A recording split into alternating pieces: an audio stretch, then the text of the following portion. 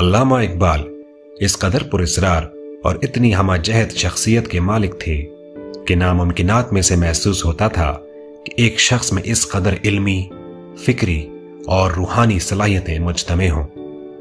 ایک انتہائی پیچیدہ سیاسی ماحول میں مسلمان ملت کو ایک نظریہ دے کر بیدار کرنا یقیناً ناممکنات میں سے تھا۔ یہ وہ کام تھا کہ جو اقبال نے کر دکھایا۔ اس وقت خطرات کا عالم یہ تھا کہ اقبال انتہائی بے چینی میں مسلمانوں کو جھنجھوڑ کر متنبہ کر رہے تھے کہ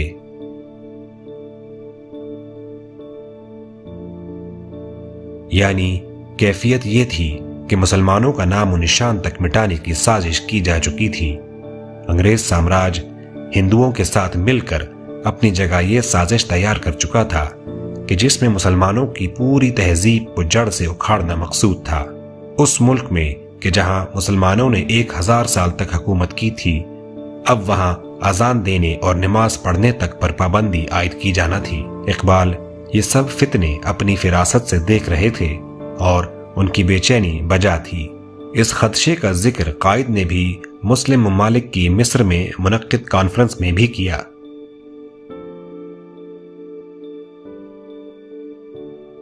شیطانی قوتیں اور طاقتیں کہ جو دنیا میں برطانوی سامراج اور ہندو انتہا پسندوں کے روپ میں ہندوستان میں اس وقت موجود تھیں، ان کا پورا ارادہ تھا کہ انگریزوں کے بعد مسلمانوں کو ہندوؤں کی غلامی میں دے دیا جائے۔ ہندو انتہا پسندوں کی اکثریت اگر ہندوستان میں مسلمانوں پر غلبہ پا لیتی تو وہ اپنی 1000 سالہ ذلت کا بدلہ اس طرح لیتے کہ ہندوستان سے مسلمانوں کا نام و نشان تک مٹا دیا جاتا، اور اس سازش میں انگریز سامراج ان کے ساتھ شریک تھا۔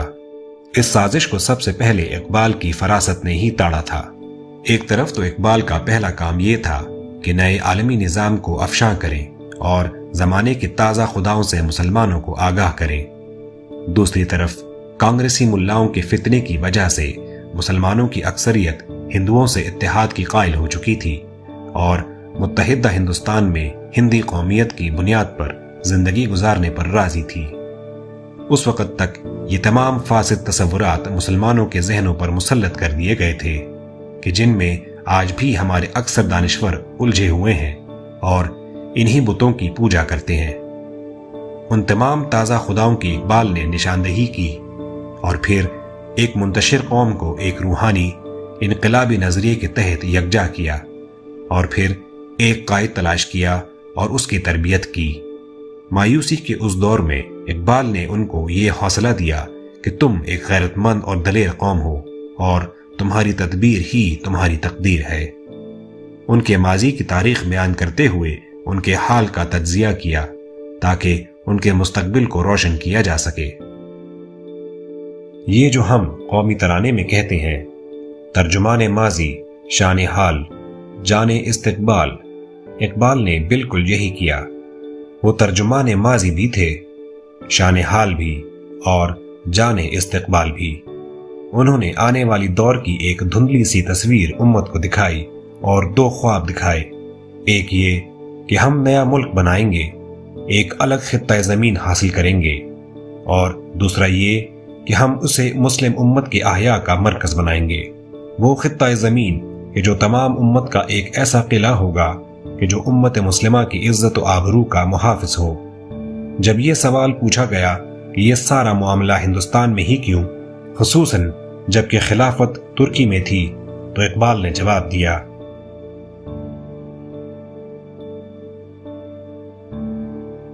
کہتے ہیں کہ اگر ہمیں کوئی قومی ریاست مجبوراً بنانا پڑ بھی جائے تو اس کا مقام ہند ہی میں ہوگا، نہ کہ ایران یا شام۔ کیوں؟ اس کی وجہ بتاتے ہیں۔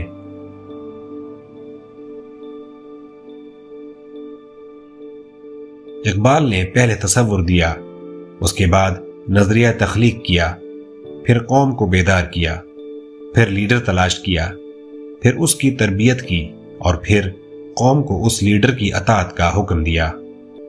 قائد اعظم نے اقبال کے اس احسان کو کبھی فراموش نہیں کیا۔ آج آپ دنیا میں وہی عالمی نظام دیکھتے ہیں کہ جس کو اقبال نے افشاں کیا تھا۔ آج اللہ کے فضل سے وہ پاکستان کہ جس کی انہوں نے پیشن گوئی کی تھی، کہ جو اس وقت ناممکنات میں سے لگتا تھا ایک اسلامی ایٹمی قوت کی صورت میں موجود ہے۔ آج اشتراکی نظام ختم ہو چکا ہے۔ وہ جو ابلیس کی مجلس شورا میں اقبال نے کہا تھا کہ سرمایہ دارانہ نظام کے لیے آنے والے دور میں اصل فتنہ اسلام ہوگا، وہ بھی آج سچ ثابت ہو چکا ہے، اور اسلام ان کے لیے سب سے بڑا مد مقابل آن کھڑا ہوا ہے، اور کفر کا پورا نظام یعنی مغربی تہذیب اور سرمایہ داری خود تباہی سے دوچار ہیں۔ اقبال اس وقت کہہ گئے تھے کہ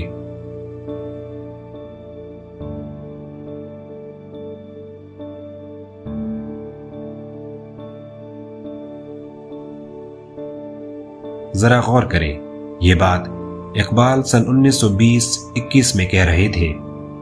یہ اس وقت ناممکنات میں سے لگتا تھا، کیونکہ اس وقت تو چینی افیون میں ڈوبے ہوئے تھے اور نہ ہی چین موجودہ شکل میں موجود تھا۔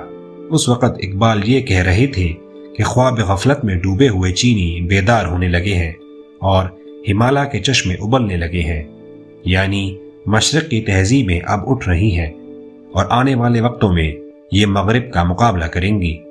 اور آج دیکھیے 100 سال بعد چین کہاں سے کہاں پہنچ چکا ہے۔ اس وقت یہ درویش 100 سال آگے دیکھ رہا تھا۔ اسی وجہ سے ہم کہتے ہیں کہ جس قوم نے اقبال سے فیض حاصل نہ کیا وہ بد نصیب ہوگی۔ ہم مانتے ہیں کہ آج کے دور میں اقبال کی اردو لوگوں کو مشکل لگتی ہے، لیکن ہمیں ہر حال میں اقبال کو اردو میں ہی پڑھنا ہوگا۔ اردو کو دوبارہ رواج دینا ہوگا۔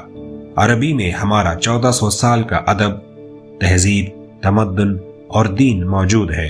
اسی طرح ہماری تاریخ و تہذیب فارسی میں بھی موجود ہے، اور بدقسمتی سے ہم دونوں زبانوں سے ہی نابلد ہو چکے ہیں۔ تیسری اسلامی زبان اردو ہے کہ جس میں عربی اور فارسی کی طرح کا علمی خزانہ موجود ہے۔ اگر ہم نے اردو کو بھی بھلا دیا، اردو کو بھی گم کر بیٹھے، تو اس کے بعد پھر دنیا کی داستانوں میں ہمارا نام و نشان بھی نہ ہوگا کہ سخت ہے فطرت کی تعزیریں۔ اقبال کو زندہ کرنا ہماری تہذیب، تمدن اور بقا کے لیے بھی زندگی اور موت کا سوال ہے۔